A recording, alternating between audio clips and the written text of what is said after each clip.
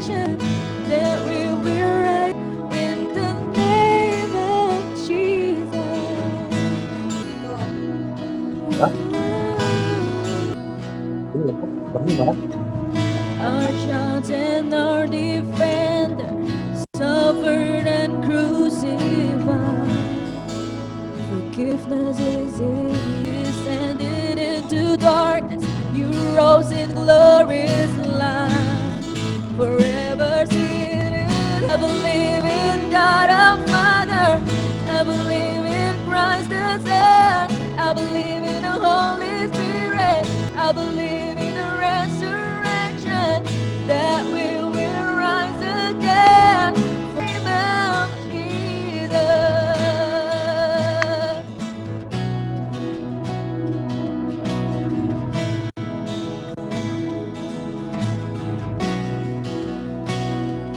I believe in you. I believe you rose again. That Jesus Christ is Lord. I believe in you again. And I believe Christ is Lord. In God our Father, I believe in Holy Spirit. Our God is three in one, that we will rise again. Name of Jesus, name of Jesus, for I believe in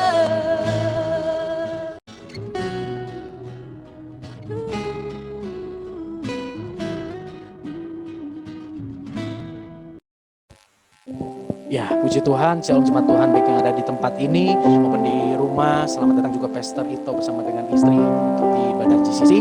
Mari saudara, kita mau siapkan hati untuk kita beribadah, memuji Tuhan, mengagungkan Tuhan kita yang hidup. Sebelum kita beribadah, kita mau satukan hati di dalam doa. Tuhan, kami bersyukur. Kami adalah orang-orang yang senantiasa mengalami kasih Tuhan di dalam setiap musim kehidupan. Mujizat karya Tuhan yang ajaib di dalam hidup setiap kami. Kami bersyukur Tuhan, dan pada sore ini kami mau memuji Tuhan. Tolong kami Roh Kudus, untuk kami boleh memuji Tuhan dengan hati yang penuh ucapan syukur, hati yang penuh sukacita, hati yang penuh kekaguman akan Tuhan. Dan nanti jika kami akan mendengarkan firman, Kau yang persiapkan kami, baik yang ada di tempat ini maupun di rumah. Roh Kudus bekerja, menjamah, melawat setiap kami. Terima kasih Tuhan, terima kasih Bapa, di dalam nama Tuhan Yesus kami berdoa. Amin. Puji Tuhan yang ajaib. Amin. Mari kita naikkan pujian Yesus ajaib. Tuhanku ajaib. Haleluya. Terima kasih Tuhan, Kau ajaib. Tuhanku ajaib. Yes. Kasih-Nya ajaib bagiku. Haleluya. Ajaib. Rahmat-Nya kekal selama. Yesus ajaib. Amin. Terima kasih Kau ajaib bagi kami Tuhan. Dan dengan iman kami mau katakan, Yesus ajaib, Tuhanku ajaib, rahmat-Nya kekal selamanya. Tak berubah kasih-Nya, setiap hari bertambah indahnya. Sampai bumi berlalu dan habislah ragaku. Yesusku ajaib bagiku. Kita bangkit berdiri bersama. Yesus ajaib, yes, Tuhanku ajaib, kasih-Nya ajaib bagiku. Haleluya. Yesus ajaib, Tuhanku ajaib, rahmat-Nya kekal selama. Tak berubah kasih-Nya, tak berubah kasih-Nya. Amin. Setiap hari bertambah indahnya, sampai bumi berlalu dan habislah ragaku. Yesusku ajaib bagiku. Tak berubah kasih-Nya. Setiap hari bertambah indahnya, sampai bumi berlalu dan habislah ragaku. Yesusku ajaib bagiku. Yesus ajaib. Amin.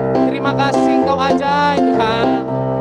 Yes, kami menikmati kasih-Mu yang besar. Yesus ajaib, Tuhanku ajaib, rahmat-Nya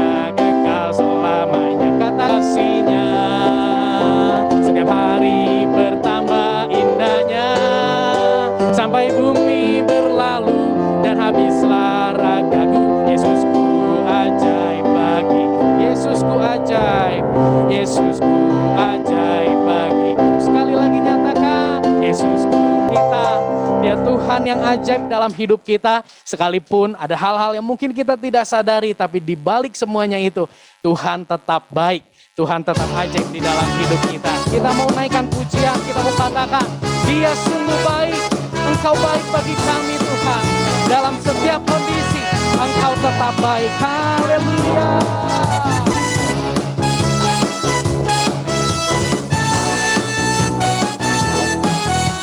Dia mati bagiku, Dia bangkit bagiku. Dia mati bagiku, Dia bangkit bagiku. Dan Tuhan Allah penyelamat, kuasa maut dikalahkan, hidupku dipulihkan. Dan Tuhan Allah kemenanganku baik, Dia sangat baik. Yesus Dia baik, Dia sungguh baik. Yesus Dia baik bagi. Dia ada di hidupku. Dan Tuhan Allah kekuatan hatiku. Dan Allah kemenanganku baik, Dia sangat baik. Yesusku, Dia sungguh baik, Dia sangat baik. Yesus, Dia sungguh baik. Haleluya, terima kasih Tuhan, Engkau baik bagi kami. Yesus, Dia baik bagiku. Dia sungguh baik, Dia sangat baik. Yesus, Dia baik. Sekali lagi nyatakan saudara, Dia sungguh baik, Dia sangat baik. Yesus, Dia baik bagiku, bagimu. Dia sungguh baik, Dia sangat baik. Yesus, Dia baik bagiku. Yesus, Dia baik bagi. Yesus, Dia baik bagimu. Yesus, Dia baik bagimu. Haleluya. Beri tepuk tangan buat Tuhan Allah kita. Jemaat Tuhan, saya persilakan duduk. Sekalipun mungkin hari-hari ini kita melewati masa-masa yang berat di dalam hidup kita, sulit bagi kita untuk mengatakan Tuhan Yesus baik. Sulit bagi kita untuk mengucap syukur. Sulit bagi kita untuk meneguhkan hati bahwa Tuhan punya rancangan yang baik bagi setiap orang yang mengasihi. Biarlah saudara, kita mau tetap percaya sekalipun kita tidak melihat tangan Tuhan hari ini seperti yang kita inginkan. Namun Dia tetap hadir bersama dengan kita. Dialah sumber kekuatan, Dialah sumber damai, Dialah sumber penghiburan bagi setiap orang yang datang kepada-Nya. Tuhan, Kau tahu setiap keberadaan hati kami. Kami tahu Tuhan tidak menjanjikan kepada kami jalan yang selalu rantai. Tapi Engkau berjanji memberikan kami kekuatan. Engkau berjanji memberikan kami damai sejahtera yang datang dari Tuhan.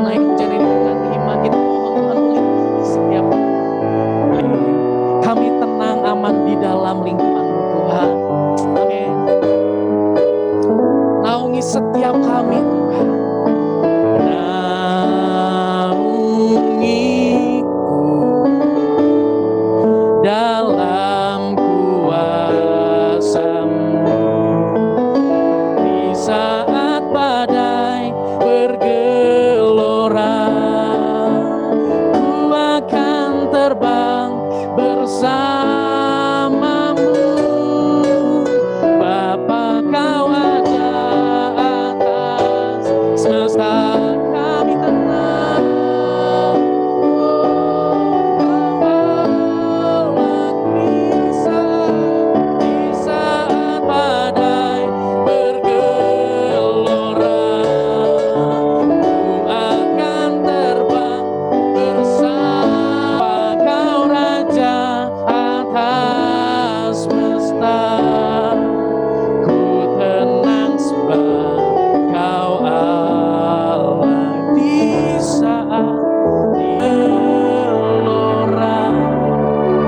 Ku akan terbang bersamamu Yesus. Bapa, kau Raja atas semesta. Ku tenang sebab kau Allahku.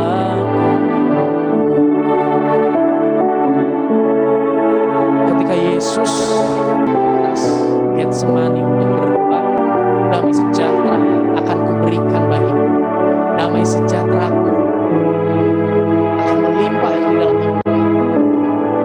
Biarlah malam hari ini saudara membuat kita takut, tapi biarlah sore ini kita mau terima damai sejahtera Tuhan.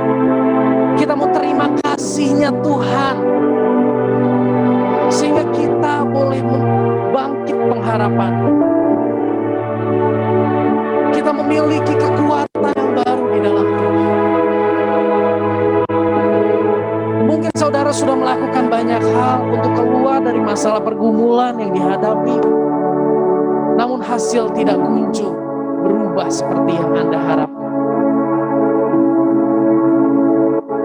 Yang pasti saudara, ada damai sejahtera, ada ketenangan, ada kekuatan, dan pada saatnya ada jalan keluar yang Tuhan akan berikan bagi setiap kita. Jangan tinggalkan Tuhan.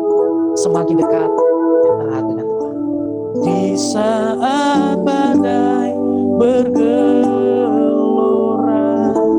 ku akan terbang bersamamu. Bapa, kau Raja atas semesta. Ku tenang sebab kau tenang sebab kau Allahku.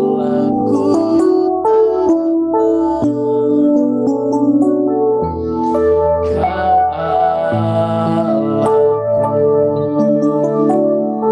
Terima kasih buat pujian yang membawa kami dan mengingatkan kami, Engkau baik, Engkau ajaib, dan kami tenang bersama.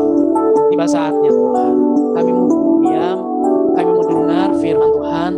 Lembutkan hati kami, buka pikiran kami, untuk kami boleh menangkap setiap isi hati-Mu yang akan disampaikan oleh hamba-Mu. Dan kami percaya Tuhan, Tuhan akan bekerja dalam setiap hati kami, menguatkan, meneguhkan, membukakan pemahaman hikmat baru melalui firman yang akan kami dengar. Urapi hamba-Mu yang menyampaikan firman Tuhan yang diucapkan penuh dengan kuasa bagi setiap kami.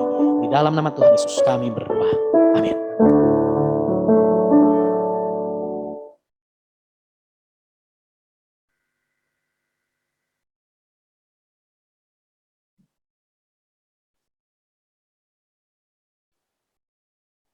Selamat sore Bapak Ibu semua, Shalom. Shalom juga buat Bapak Ibu yang ada di rumah atau dimanapun berada yang mengikuti melalui Zoom ya, melalui online. Oke, ada sukacita hari ini? Amin. Hari ini saya akan memberikan firman Tuhan yang saya beri judul Menerima Kedaulatan Tuhan. Firman Tuhan hari ini akan saya ambil dari Roma pasalnya yang ke-8. Bapak Ibu boleh siapkan dulu Alkitabnya yang di rumah, yang di sini, Roma yang pasal yang ke-8. Tapi sebelum masuk, saya mau ada sedikit ilustrasi. Bapak Ibu, ada yang bisa tahu nggak berat dari botol air ini berapa kilogram? Ada yang mau nebak? 1 kilo? Dengan air, ini ada airnya. 2 kilo? Pendeta Ishak tahu berapa? 34 kilo. Oke.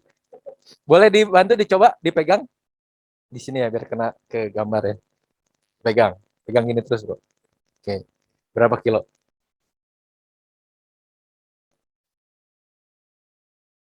Nggak nyampe 3 kilo.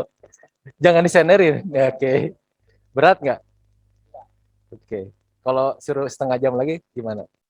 Cangkel. Kenapa cangkel?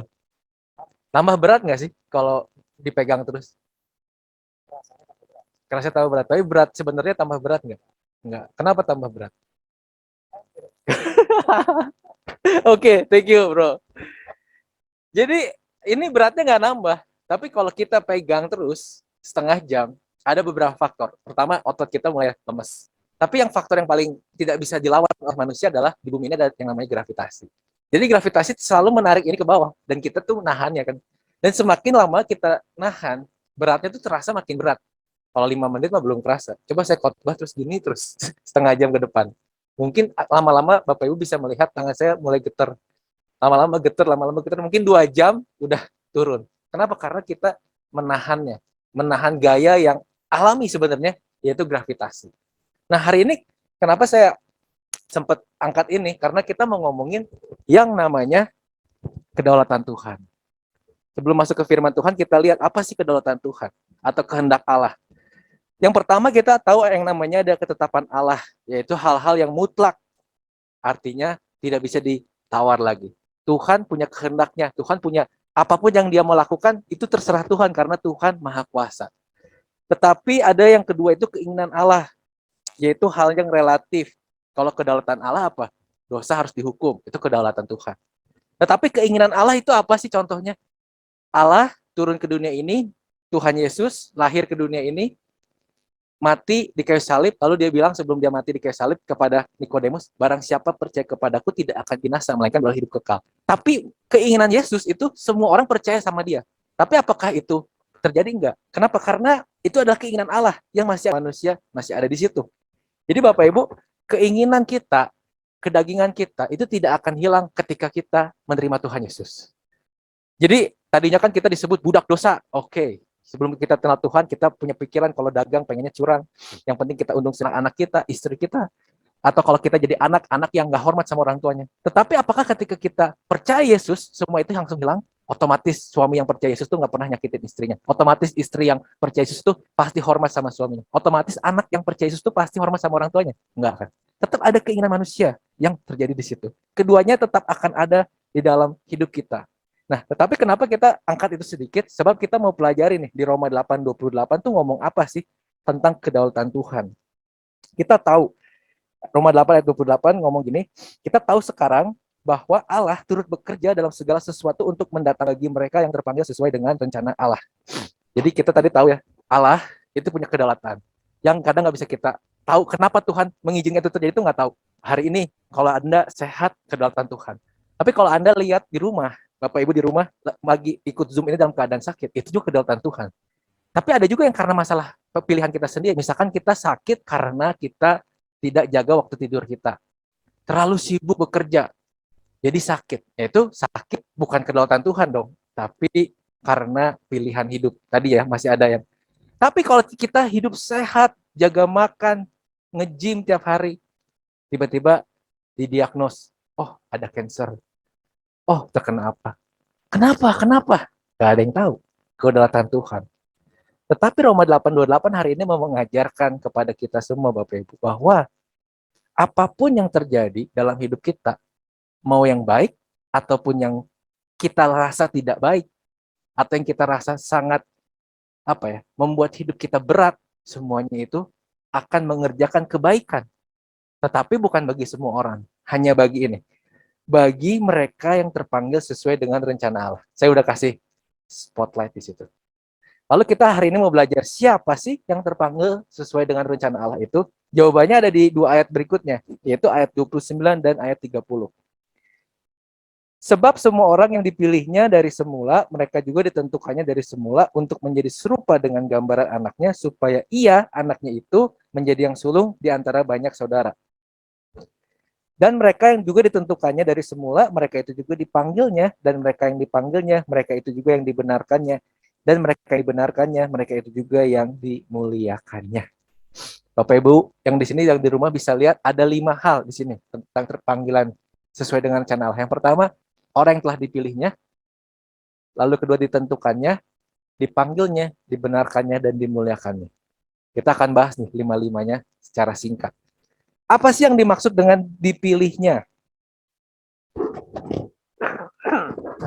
Yang pertama dipilihnya, setiap orang yang dapat percaya Yesus adalah orang pilihan Allah. Jadi saya percaya saya tuh dipilih Tuhan. Yusak dipilih Tuhan. Istri saya namanya Jovita dipilih Tuhan. Bapak Ibu semua di sini yang hari ini bisa mengaku Tuhan adalah juru selamatnya, itu dipilih Tuhan. Memang kalau kita lihat di dalam dunia teologi itu ada 2 pandangan. Ada pandangannya Calvin, ada pandangannya Armen. Calvin berpikir secara teologinya, orang tuh pokoknya dipilih Tuhan karena kedaulatan Tuhan. Pokoknya Tuhan udah milih Yusak, udah nggak boleh ditentang lagi. Tetapi menurut Armen, kalau Yusak tidak menerima panggilan Tuhan, tidak mau mengaminkan Yesus ada juru selamatnya, Yusak walaupun sudah dipilih tidak akan diselamatkan. Pandangan itu dua-duanya bergejolak gitu ya di dunia teologi. Tetapi apa sih masalah mereka? Sebenarnya masalahnya adalah penetapan Allah atas keselamatan seorang itu diawali oleh kedaulatannya dulu atau kemahatauannya. Karena Tuhan itu kan selain berdaulat maha tahu. Jadi tahu nggak Tuhan kalau saya tahun 2011 itu akan terima Tuhan? Ketika Yusak kasih tahu Yesus kepada saya. Tuhan tuh tahu. Tahu nggak Tuhan seseorang itu akan menolaknya ketika ada penginjil datang? Tahu kan? Lalu kalau bagi orang yang percaya tentang pilihan ini, kita berpikir, oh ya udah memang dia dipilih Tuhan. Tapi di sini yang kita harus perhatikan gini tentang pilihan. Jawaban sederhananya gini. Allah itu tidak dibatasi oleh waktu. Kalau kita kan mikirnya duluan mana nih? Tahu dulu atau daulatnya dulu.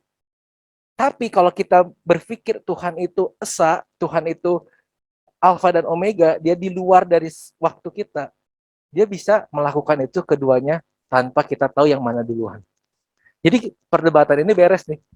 Jadi di sini mau ada yang lebih pro ke teologi Calvin, good, nggak apa-apa. Ada yang lebih pro ke teologi Armenian, is okay, nggak apa-apa. Tapi dua teologi itu punya kesamaan apa? Calvin bilang, orang yang telah dipilih Tuhan akan hidup di dalam jalannya Tuhan. Perseverance of the same. Dia nggak akan lari kemana-mana. Dia ikut hidup sesuai dengan firman Tuhan. Armenian bilang, orang tidak akan kehilangan keselamatannya kalau dia hidup tetap di dalam firman Tuhan. Jadi sebenarnya sama aja, cuman beda sudut pandang. Bapak Ibu, saya percaya jangan pernah meragukan kita adalah orang pilihan. Karena kalau bukan pilihan Tuhan, mau diinjilin, dikotbahin apapun, tidak akan terima Tuhan. Hari ini kita percaya kita dipilih Tuhan. Kedua, kita ditentukannya. Ditentukan untuk apa? Untuk menjadi anaknya. Tadi ada ayatnya. Anak itu sepaket ya. Nggak ada anak, di sini ada anak ya. Saya juga punya anak. Anak itu nggak mungkin cuma dapat reward. Anak itu nggak mungkin cuma dapat kasih doang. Tapi anak itu sepaket kan. Ada reward iya, kasih iya, disiplin juga iya. Alkitab bilang, kalau kita tidak menghajar anak kita dengan didikan, kita tidak sayang kepada anak kita. Artinya, ketika kita ditentukan menjadi anaknya Tuhan, kita selalu berpikir ahli waris, betul. Tapi ingat, sebagai anak kita juga perlu didisiplin sama Tuhan. Mungkin yang dimaksud Roma 8:28 terjadi sama kita hari ini yang nggak enak, siapa tahu itu bentuk pendisiplinan dari Tuhan. Saya suka bilang kalau saya main anak saya, misalkan mereka punya sesuatu yang diambil sama Tuhan, entah itu motornya yang jadi hobi, atau mungkin pasangannya, pacarnya tiba-tiba putus, apapun itu. Saya selalu bilang, coba koreksi. Benar tidak apa yang hilang itu telah mengalihkan kamu dari Tuhan? Karena Tuhan mendidik anak-anaknya agar tidak menuju kebinasaan. Jadi ketika kita ditentukan jadi anak Allah, itu kita harus bahagia. Yes, ahli waris, dapat kasih Tuhan, kemurahan ya. Jadi kita nggak perlu melakukan hal apapun, tapi kita dapat keselamatan. Tetapi ingat, kita juga akan didisiplin sama Tuhan. Sebab kita anak yang disayang. Tuhan nggak pengen lihat kita jadi binasa. Yang ketiga, Bapak Ibu, ini menarik, dipanggilnya. Ada penelitian bilang gini, nama adalah sebutan paling indah yang bisa kita dengar sebagai seorang manusia. Jadi kalau orang manggil, hey, hey, itu nggak indah kan. Tapi kalau Bapak Ibu lewat gitu, ketemu Yusak, terus Yusak, itu Yusak lagi buru-buru pun akan noleh. Wah, ada yang manggil. Karena nama itu panggilan yang paling kita kenal. Dan kita paling senang disebut namanya. Bahkan dalam ilmu komunikasi, kalau kita membangun hubungan, bilang, katakanlah nama lawan bicaramu minimal 3 kali. Agar ada engagement yang besar dalam komunikasi. Alkitab keren. Tulis gini, Tuhan itu, di Yesaya 43 ya, Tuhan itu telah memanggil kita dengan namamu. Ya Tuhan bukan cuma manggil, hai anak-anak, hai Christopher, hai Jovita, hai Yusak, hai jemaat-jemaat semua. Sesuai dengan namanya. Kita dipanggil untuk masuk ke mana? Ke dalam kehidupan yang kekal. Hidup ikut Tuhan tuh enak gak sih? Kalau saya bilang hidup ikut Tuhan tuh enak. Walaupun banyak orang dunia berpikir ketika kita ikut Tuhan ada keterbatasan. Keterbatasan apa? Karena kita harus hidup sesuai guideline-nya Tuhan kan. Tetapi hidup di luar Tuhan itu enggak. Walaupun kita bebas melakukan apapun, itu enggak enak. Karena bayangin ya, kalau kita nemu masalah, kalau kita percaya Tuhan, kita bisa berlutut berdoa sama Tuhan. Kalau kita nggak punya Tuhan, kita ngandelin siapa? Orang lain, relasi, uang, dan sebagainya. Tapi krisis COVID mengajarkan bahwa semua itu nggak ada gunanya. Banyak orang kaya meninggal waktu COVID. Mereka punya uang yang banyak, tapi uangnya tidak bisa menyelamatkan nyawanya. Banyak orang kaya tuh kenal dokter-dokter yang beken, punya akses VIP, bisa naik pesawat langsung kalau sakit ke Singapura. Percuma, meninggal juga kan. Jadi ketika kita di luar Tuhan, nggak ada enaknya. Tapi ketika kita di dalam Tuhan, tapi ada banyak masalah, tenang. Kita punya Tuhan yang ajaib, punya Tuhan yang dahsyat. Dibenarkannya ini juga menarik, Bapak Ibu, yang keempat. Kita dibenarkan bukan karena perbuatan, tetapi karena kedaulatan Tuhan. Seperti seorang narapidana dibebaskan karena keputusan hakim, bukan karena perbaikan sikapnya. Jadi, dalam yang kita percaya, bukan berarti ketika kita mendapatkan keselamatan itu, ditanya, kamu nyuri ya? Oh iya Pak, saya nyuri. Kamu nyuri berapa? Saya nyuri 2 ayam. Oke, apa yang akan kamu lakukan ke depannya? Saya akan berjanji tidak akan mencuri lagi. Oke, kalau gitu, kamu bebas. Itu yang kita pikir seperti itu kan. Tapi kalau Bapak Ibu lihat, dibenarkannya itu bukan gitu. Kamu ngapain? Dosa kamu apa? Salah kamu apa? Saya mencuri ayam. Lalu apa yang akan kamu lakukan? Saya akan tetap mencuri. Lalu Tuhan bilang, kamu saya bebaskan, tapi kamu pergi, jangan mencuri lagi. Itu yang Tuhan lakukan. Ketika ada perempuan berzina datang, orang-orang bilang, ayo kita tempukan batu. Tuhan bilang, sok siapa yang nggak berdosa boleh duluan. Tapi setelah orang-orang pada pergi, Tuhan bilang apa? Pergilah dan jangan berbuat dosa lagi. Nggak ditanya dulu kan, kamu janji, kalau saya lepasin, kamu berbuat dosa lagi nggak? Oh janji guru, enggak. Baru dilepasin, enggak kan? Tuhan tuh nggak nanyain. Tapi cuma Tuhan bilang gini, kamu pergi, saya ampuni, dan jangan berbuat dosa lagi. Dibenarkannya itu dahsyat, Bapak Ibu. Kalau kita ngerti kebenaran ini, kita tuh siapa sih? Kayak waktu kita dipanggil Tuhan, boleh diingat gitu ya. Saat perjumpaan pertama kita dengan Tuhan, kita itu bukan siapa-siapa. Mungkin saya tuh belum yang suka baca Alkitab, belum. Suka berdoa, belum. Diajak komsel, juga malas. Diajak ke gereja juga nggak mau. Tapi waktu itu Tuhan datangin saya. Tuhan ketemukan saya. Tuhan panggil saya. Dan saya menjawab, ya Tuhan ini aku. Saya ikut Tuhan. Ketika kita dipanggil, dibenarkan, kita belum ada benar-benarnya. Tetapi kita dibikin benar 100% karena Tuhan. Yang terakhir, ini yang keren. Dimuliakannya. Roma 8 ayat 18 mengatakan, sebab aku yakin bahwa penderitaan hari ini, penderitaan zaman sekarang ini tidak dapat dibandingkan dengan kemuliaan yang akan dinyatakan kepada kita di kemudian hari, di akhir zaman. pada akhir zaman semuanya iman kita akan terbayarkan. Hari ini Bapak Ibu mungkin masalah kita tuh beda-beda ya. Ada kalau orang banyak duit, masalahnya kesehatan mungkin, stres nggak bisa tidur. Orang yang nggak punya duit masalahnya besok makan apa. Orang yang punya pekerjaan masalahnya besok mau kerja males bosen. Orang yang nggak punya kerjaan masalahnya, aduh saya kerja apa ya. Setiap kita tuh punya masalah. Masalahnya aja yang beda-beda. Tetapi banyak anak Tuhan berpikir masalah saya terlalu berat. Kenapa Tuhan izinkan ini terjadi?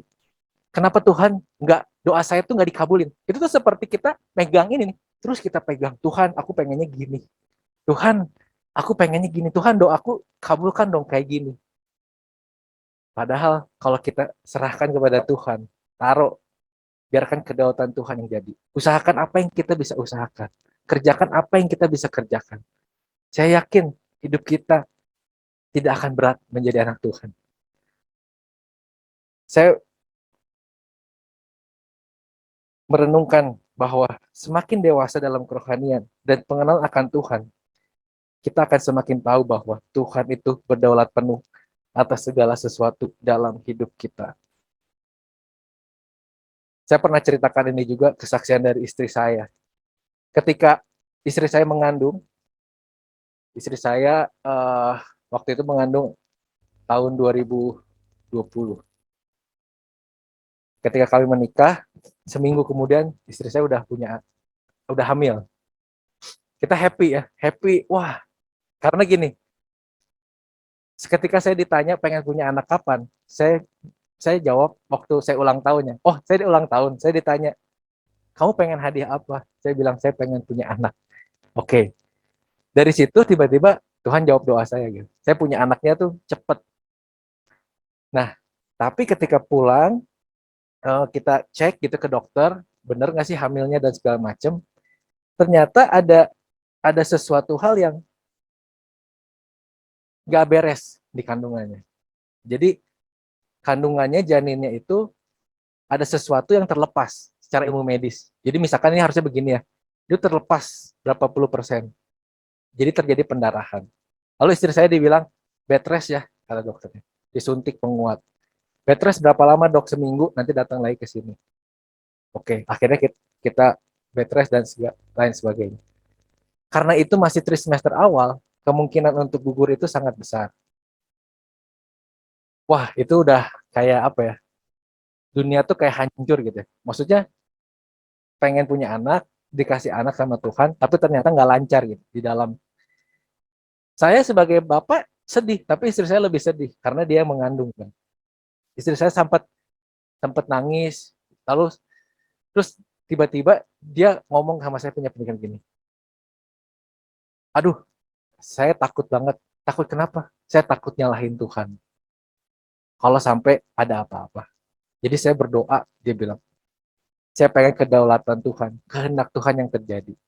Pokoknya anak ini selamat ataupun tidak, saya tetap akan memuji Tuhan. Wah, itu menguatkan iman saya. Karena saya pikir gini, ketika bayi itu, saya pernah punya teman keguguran, itu sedihnya tuh nggak bisa diungkapkan lah ya, karena udah mau ada anak terus nggak jadi gitu. Tapi waktu istri saya ngomong gitu, oke, saya juga mengimani itu. Ayo kita bersyukur kepada Tuhan, kita puji Tuhan. Sejak saat itu, kita punya kekuatan untuk lanjutin kehamilan itu. Karena ilmu medis sekarang berbahaya Bapak Ibu. Nggak ini sedikit, ada pilihannya, eutanasia. Udah dikeluarin aja Pak, ini kalau nggak bagus, kita jangan selamatin. Mumpung sebelum gede masih bisa digugurin. Tapi kita nggak pernah kepikiran itu, karena istri saya bilang, kehendak Tuhan yang jadi. Oke. Terus terjadi mujizat nggak? Enggak. Ya kita datang lagi ke dokter, apakah tiba-tiba langsung nempel 100%? Enggak. Tapi ada perbaikan sedikit demi sedikit. Dokternya bilang bed rest ya, seminggu lagi tambah. Cek lagi, sampai akhirnya ya anak saya sekarang udah 1,5 tahun. Lahir dengan sehat. Sampai hari ini belum pernah sakit yang parah, masuk rumah sakit nggak pernah. Cumanya paling pilek-pilek sedikit pernah. Tapi itu karena Tuhan. Karena apa? Karena kita tidak melawan kedaulatan Tuhan. Biarkan kehendak Tuhan yang jadi. Apa yang dikehendaki Tuhan, biarkanlah terjadi. Gimana caranya kita bisa melewati itu? Ingat Roma 8:28. Segala sesuatu mendatangkan kebaikan bagi mereka yang mengasihi Dia, bagi mereka yang terpanggil sesuai dengan rencana Allah. Tidak menerima kedaulatan Tuhan hanya akan membuat hidup kita semakin berat. Berat kalau nggak terima kedaulatan Tuhan. Saya nggak kebayang gitu. Kalau dulu, misalkan Tuhan izinkan itu, anak saya tidak selamat, dan kita nggak bisa menerima itu, mungkin saya udah mundur jadi pendeta. Mungkin kita udah bilang Tuhan itu jahat, dan seterusnya. Tetapi saya percaya bukan karena saya beriman itu, tapi emang karena kedaulatan Tuhan. Dan iman saya dan iman istri itu dilatih di situ. Bahwa kita harus menyerahkan pada kehendak Tuhan. Ingat, menerima kedaulatan Tuhan akan mudah jika kita mengenal siapa Tuhan yang kita sembah. Tadi Yusak sempat bilang kan, bisa nggak kita hari ini bilang Tuhan baik? Gampang kalau ada tiba-tiba orang ngasih duit 100 juta gitu ya. Kita lagi butuh uang untuk berobat, tiba-tiba ada yang ngasih berkat, kita bilang Tuhan baik. Tapi kalau dibalik, kita lagi susah, usaha bangkrut, anak butuh berobat, nggak ada mujizat, nggak ada yang transfer duit. Bisa nggak tetap kita bilang Tuhan baik? Tuhan tetap baik. Karena ketika kita bisa, saya yakin kita punya kekuatan untuk melewati segala masalah. Apakah mujizat mungkin terjadi? Sangat mungkin. Tapi saya bilang gini, mujizat, kesehatan, kekayaan, itu semua bonus. Yang paling utama apa? Ketika kita dipilih menjadi orang yang bisa masuk kerajaan Allah, itu yang paling penting. Gini deh, waktu nggak ada minyak goreng di rumah, Bapak Ibu nggak akan pilih minyak goreng mau hadiahnya apa kan? Beda waktu kita minyak goreng berlimpah. Saya mau beli minyak goreng. Merek ini hadiahnya piring, merek ini hadiahnya lap, merek ini hadiahnya tumbler. Ini paling bagus nih, saya beli yang ini. Minyak goreng dapat tumbler. Tapi kalau lagi krisis, orang sampai rebutan, yang penting dapat minyaknya. Nggak peduli kan, ada tumblernya, ada piringnya atau ada lapnya, dia nggak peduli. Karena yang dia butuhkan adalah minyak. Iman kita kepada Tuhan seperti itu. Yang paling utama itu keselamatan. Kesehatan, kekayaan, mujizat, itu bonus semua. Kalau kita pikir itu yang terutama, kita jadi tidak menghargai yang utama, yaitu keselamatan kita. Tapi kalau kita bisa menghargai keselamatan ini, kita bisa bilang, kalau nggak ada berkat, tetap Tuhan baik. Nggak ada mujizat kesehatan terjadi, tapi Tuhan baik. Dan saya percaya, sangat yakin, ketika iman kita kuat, justru saat itulah berkat, mujizat, dan penyertaan Tuhan itu terjadi dalam hidup kita. Tetapi kalau kita ngejar itu, seringkali malah nggak kejadian. Dan hati kita soalnya bengkok. Kita menjadi Kristen, bukan Kristen yang ini tuh Tuhan saya, Yesus tuh Tuhan saya. Enggak. Tapi itu saya yang perintahin Tuhan. Jangan jadi orang percaya seperti itu, Bapak Ibu. Jangan kita berusaha melawan gravitasi, karena itu hukumnya. Hukum alam. Hukumnya ciptaan tidak bisa memerintah pencipta. Itu udah pasti. Jadi kita harus mengikut kedaulatan pencipta. Menerima apa yang dikehendaki oleh Tuhan. Saya berdoa, apapun masalah kita hari ini, Tuhan berikan kekuatan untuk kita melewatinya. Saya juga tetap berdoa, Tuhan hadirkan mujizat, karena Tuhan tetap mampu. Tetapi saya mau bilang, kalau mujizat itu nggak terjadi, apalagi secara instan, jawaban doang nggak terjadi secara instan, tetap pegang. Segala sesuatu akan mendatangkan kebaikan bagi setiap orang yang terpanggil sesuai dengan rencana Tuhan. Mari kita tutup dalam doa, Bapak Ibu. Tuhan, terima kasih kalau kami hari ini belajar dari kitab Roma, di mana Kau bilang bahwa segala sesuatu yang terjadi dalam hidup kami, baik itu buruk ataupun tidak, kami percaya semuanya akan mendatangkan kebaikan bagi kami. Terima kasih Tuhan, karena Kau telah memilih kami, membenarkan kami, dan menjadikan kami anak-anak-Mu. Kami mohon ampun Tuhan, jika kami seringkali mungkin marah kepadamu ketika doa kami nggak terjawab. Jika kami mungkin kecewa kepada Tuhan karena mujizat tidak terjadi. Kami mohon ampun Tuhan. Karena kematian-Mu di kayu salib, kebangkitan-Mu, itu lebih dari cukup buat hidup kami. Karena itu telah membuat kami memiliki hidup yang baru, memiliki iman yang kuat, yang kokoh. Biarkan iman kami dan Roh Kudus yang ada dalam hati kami terus menuntun kami, menolong kami, untuk kami dapat melewati segala hal yang Engkau izinkan terjadi dalam kehidupan. Kami sangat percaya Tuhan bahwa Engkau adalah Tuhan yang baik, yang tidak akan pernah membiarkan pencobaan melebihi kekuatan kami. Seberat apapun kami rasa beban ini, kami tahu kami sanggup melewatinya bersama dengan Tuhan. Kami nggak mau lagi melawan kedaulatan-Mu Tuhan, tapi kami mau berserah penuh kepada-Mu. Terima kasih Tuhan buat hari ini. Berkat firman Tuhan memeterai dalam hati kami semua.